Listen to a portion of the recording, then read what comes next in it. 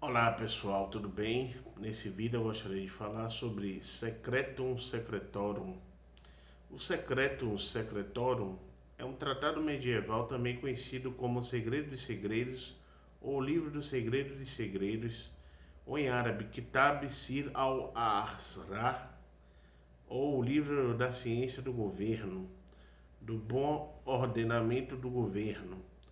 É uma tradução latina da metade do século XII de um tratado enciclopédico árabe do século X, com vários tópicos, incluindo arte de governar, ética, fisiognomia, astrologia, alquimia, magia e medicina.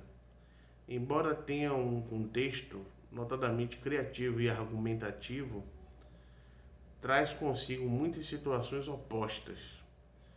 Foi muito influente na Europa durante a Alta Idade Média. O livro de Segredo de Segredos foi influente no governo Tudor. A origem do tratado é desconhecida. Não há originais em grego, apesar de haver indicações na versão árabe de que o tratado foi traduzido do grego para o siríaco e do siríaco ao árabe por Iaia de Antioquia, um tradutor relativamente famoso do século IX. Parece, no entanto, que este tratado foi composto originalmente em árabe. Assim como a data de origem, não se pode dizer com certeza se a seção sobre a fisiognomia circulava em árabe antes de 1940. O manuscrito agora na Biblioteca Britânica, supostamente copiado em 1941 por Muhammad ibn Ali bin Durustal Wai de Isfahan, que contém uma fisiognomia similar ao Segredo dos Segredos, é provavelmente uma fraude do século XX.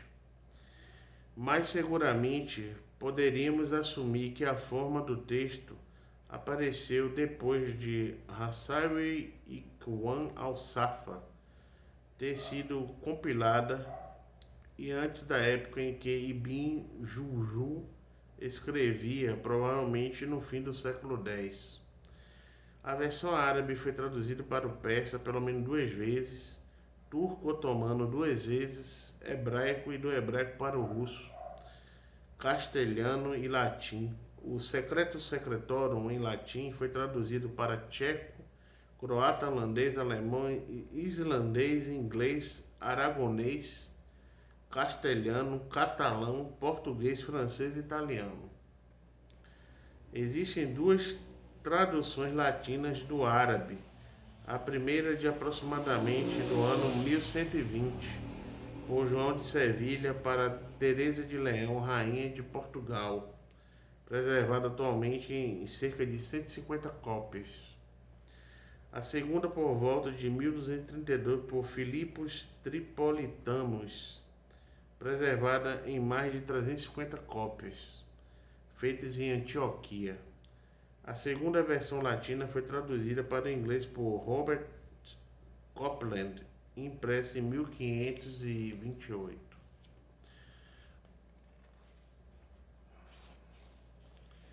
Existe outro livro chamado Kitab al-Assar, Livro de Segredos, sobre práticas, fórmulas técnicas, classificações de substâncias minerais, descrição do laboratório químico, etc., por Abu Bakr Muhammad bin Zakaria al-Razi.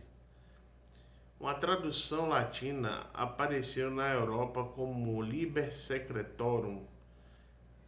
Este é um livro inteiramente diferente e é fonte comum de confusão por causa dos mesmos nomes e similaridade de temas e período histórico. Em adição, é também diferente de um tratado sobre fisiognomia com o título Kitab fi al-Firasa, atribuído a Aristóteles e provavelmente traduzido para o árabe no século IX por Hunayn ibn Ishaq. O livro dos Segredos toma a forma de uma carta pseudoepígrafe supostamente escrita por Aristóteles para Alexandre o Grande durante suas campanhas na Pérsia. O texto fala de questões éticas enfrentadas por um administrador, também falando de astrologia, propriedades médicas e mágicas de plantas, pedras preciosas, números e um estranho relato de uma ciência unificada que somente uma pessoa com moral apropriada e conhecimento intelectual poderia descobrir.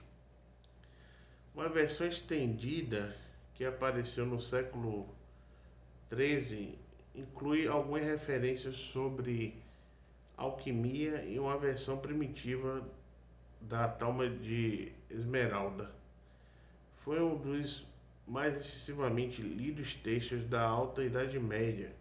Leitores medievais consideravam como autêntica a atribuição a Aristóteles e consideravam-no como um trabalho genuíno.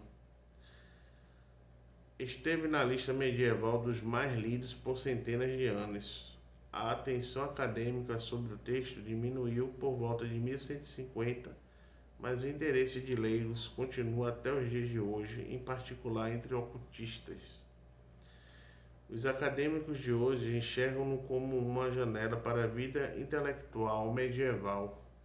Foi usado numa variedade de contextos acadêmicos e tem um papel sensível nas controvérsias acadêmicas contemporâneas. Quando Roger Bacon achou o tratado, ele achou que era um caminho para a descoberta que renderia revelações mais divinas que uma vida inteira de estudo de Albertus ou Aquinas.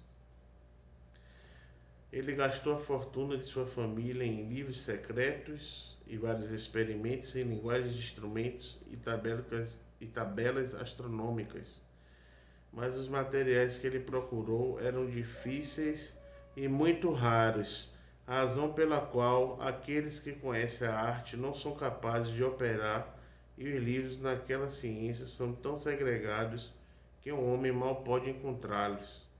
Finalmente, Bacon realizou pouco em seus experimentos próprios, dependendo então de relatos em primeira mão de outros que tivessem tentado. Em sua busca para descobrir segredos de outros, aprendeu de viajantes voltando da China sobre uma substância chamada pólvora negra e um objeto pequeno como um polegar humano que, carregado com essa pólvora, produzia um barulho horrível quando em contato com fogo. Muito obrigado pela atenção de todos e até um próximo vídeo.